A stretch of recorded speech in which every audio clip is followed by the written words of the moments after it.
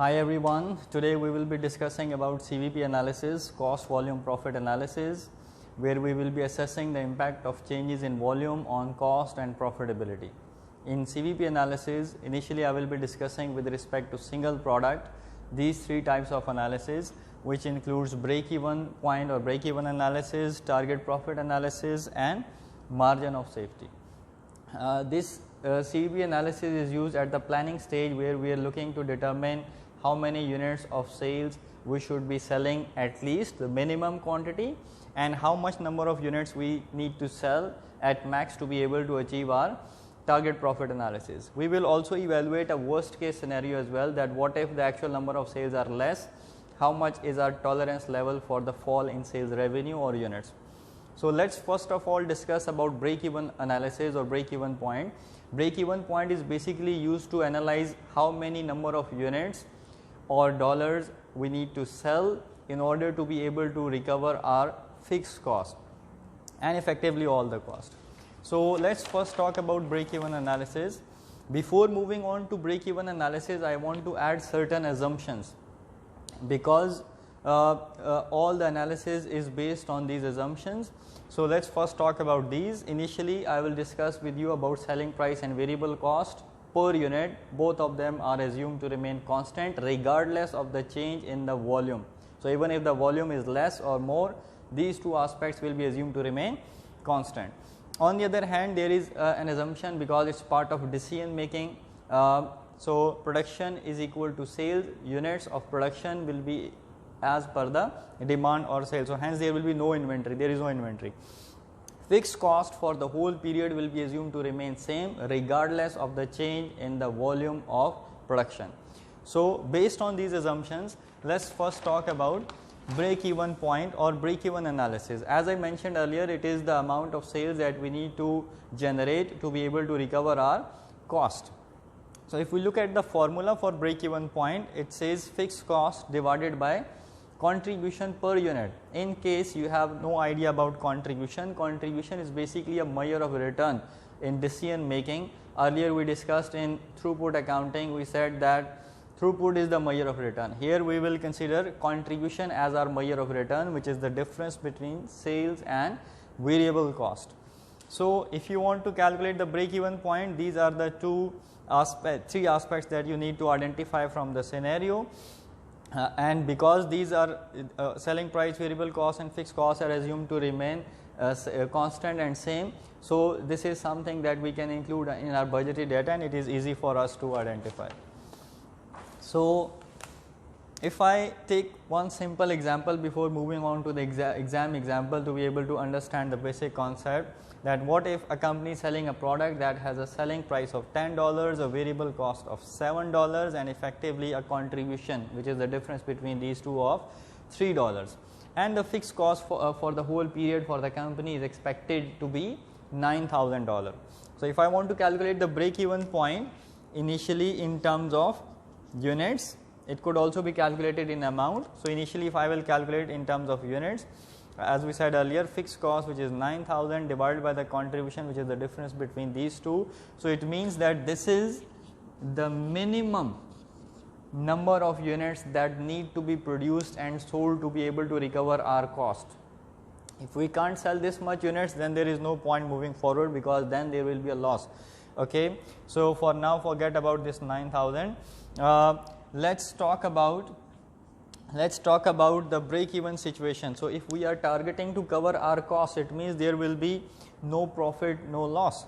Okay, so assuming that our fixed cost being 9,000, how much amount of contribution here I need to generate to be able to recover this cost of 9,000? Remember, if production and sales is 0, fixed cost will still be incurred.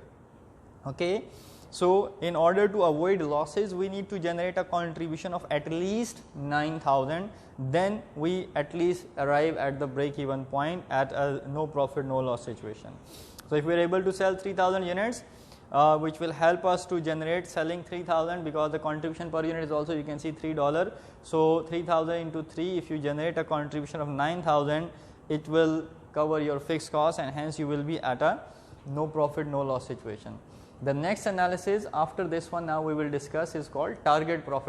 Okay, so now let's discuss about target profit analysis. Earlier we were talking about break-even analysis, which is the number of units that we need to sell to be able to recover our cost, and that is the minimum number of units that we at least need to sell to be able to recover our cost.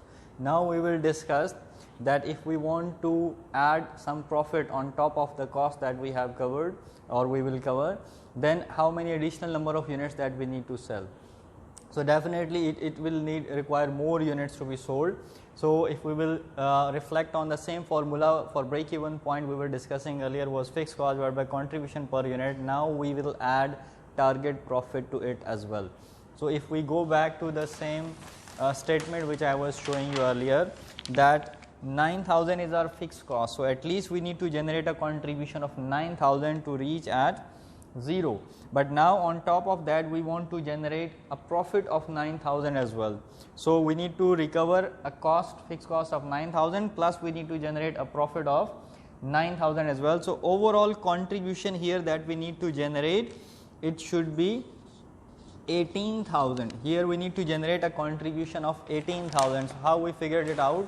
By adding the fixed cost and target profit. Total required is 18,000, contribution per unit remains same, which tells us that at least we need to sell 6,000 number of units, then we can achieve our target profit, which is ideally the maximum number of units that we should be selling to be able to achieve our target. In the case of break even and target profit analysis, in both cases we can also apply the calculation in terms of dollar or revenue as well, where fixed cost needs to be divided with CS ratio. So if in case you want to calculate your break even point or target profit analysis in terms of dollar amount or sales revenue, then you need to divide your fixed cost with CS ratio. What is CS ratio? Contribution to sales ratio. If you want to calculate your CS ratio, you can simply divide your contribution, which is $3, with the selling price, which is $10, or even if total values are available, you can divide total contribution with total sales. It will give you a ratio, CS ratio. Here in this case it will be 0.30. So fixed cost of 9,000 divided by a ratio, CS ratio 0.30, you will be able to determine your break even in terms of amount as well. And same is the case with target profit analysis. So if you want to do the target profit analysis, you can simply, in terms of dollar, you can simply replace your contribution per unit with CS ratio, which will give you that how much revenue in terms of amount you need to generate to be able to achieve the target profit of 9,000. Moving forward, the third and last analysis we have is called margin of safety. Margin of safety basically looks at the adverse possibility and how much is the margin that we have in terms of sales in order to avoid the losses. Okay, so it is simply a difference between, in terms of formula, it is the difference between budgeted sales and break even sales. Budgeted sales we can have from our sales team, how much maximum number of units they are expecting to sell. Let's say that is 5,000, and break even we have already calculated 3,000. So it means that the margin of safety would be 2,000, which means that our expected sales, which are currently 5,000, even if our expected sales fall by 2,000 units and reach at 3,000 units, still we are safe, still there will be no loss. So this is our margin of safety, or this is the adverse movement in terms of sales that could be tolerated.